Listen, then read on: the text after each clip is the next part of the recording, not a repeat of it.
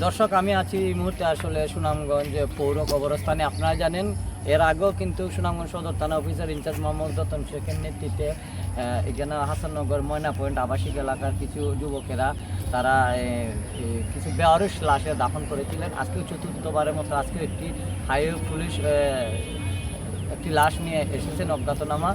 সেই পরিচয়বিহীন লাশটিকে আজকে দাফন কাফন সম্পন্ন করার জন্য এই পুরো গুরুস্থানে আমরা দেখতে পাচ্ছি সবাই উপস্থিত। এখন ওই জানাজা শেষে আসলে তার দাফন, এই বেয়ারিশ লাশটির দাফন সম্পন্ন করা হবে এবং ময়না পয়েন্ট হাসাননগরের বাসিন্দারা অনেকগুলো যুব সমাজ থেকে এসেছেন। তারা বিনামূল্যে কবর কুড়া সহ যে সহযোগিতা করছেন পুলিশকে, এই বিষয়ে আমরা কিছু শুনবো। এখন আমরা সরাসরি চলে যাব সুনামগঞ্জ সদর থানা অফিসার ইনচার্জ মোহাম্মদ রতন শেখের কাছে। জানতেছেন আজ বেয়ারিশ লাশ আসলে হাইওয়ে পুলিশ পাওয়ার পরে সম্ভবত অ্যাক্সিডেন্ট করছিল, রাস্তার পাশে পড়েছিল ওই লাশ। আমরা যেহেতু বেয়ারিশভাবে যদি কোনো লাশ পড়ে থাকে তা আমরা পুলিশে যে তার ব্যবস্থা করি।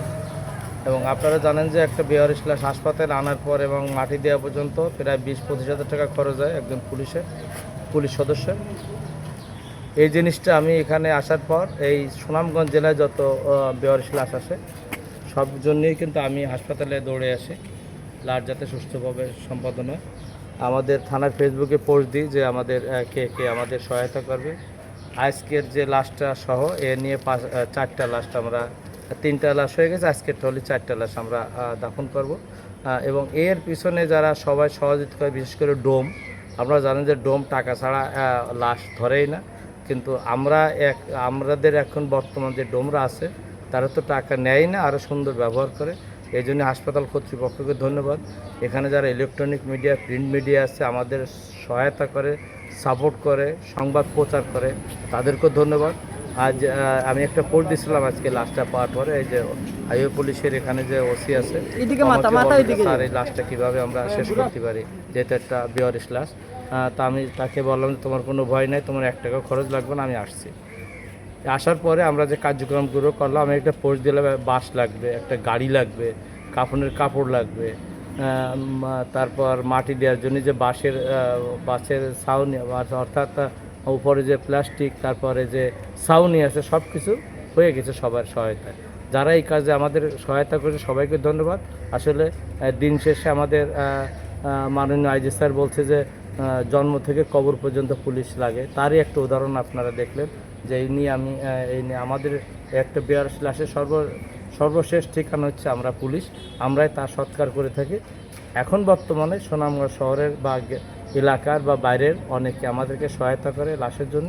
যারা লাশের জন্য আমাদের সহায়তা করে সৎকার করার পর্যন্ত, কবর খোঁড়া পর্যন্ত, এই যেমন এরা কবর খোঁড়ে, তারপর এখানে যারা আছে ওরা ডোম আছে, তারা ফ্রি লাশ কেটে দেয়, তারপর কেউ কাফন পরায় দেয়, কেউ গোসল করায় দেয়, কেউ বাস এনে দেয়।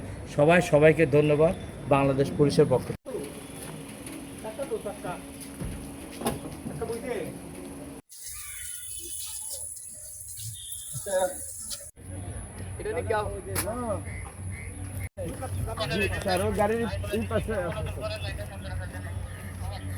আসসালামু আলাইকুম ভাই, আসছে আমাদের এখানে ওই যে কবরস্থানের বেয়ারিশ লাশের 2টা দাড়ি আর একটা টুকরির টাকা দেওয়ার জন্যে।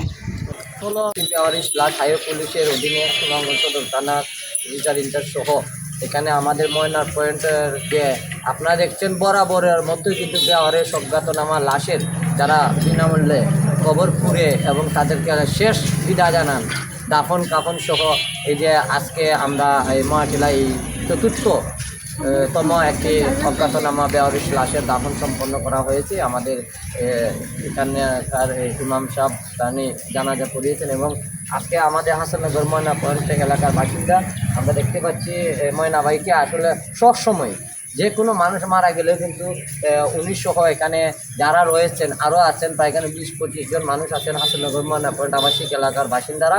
তারা সবসময় মানুষকে কবর করে যে শেষ বিদায় জানান এবং কবরে দাফন করেন। আসলে এটি একটি মালাস এবং অসহায় মানুষ যারা আছে দাফন কাফন করতে পারবে না, তাদেরকে দাফন করার জন্য এই মানুষগুলো সবসময় এগিয়ে আসেন। আজকেও তারা এগিয়ে আসেন।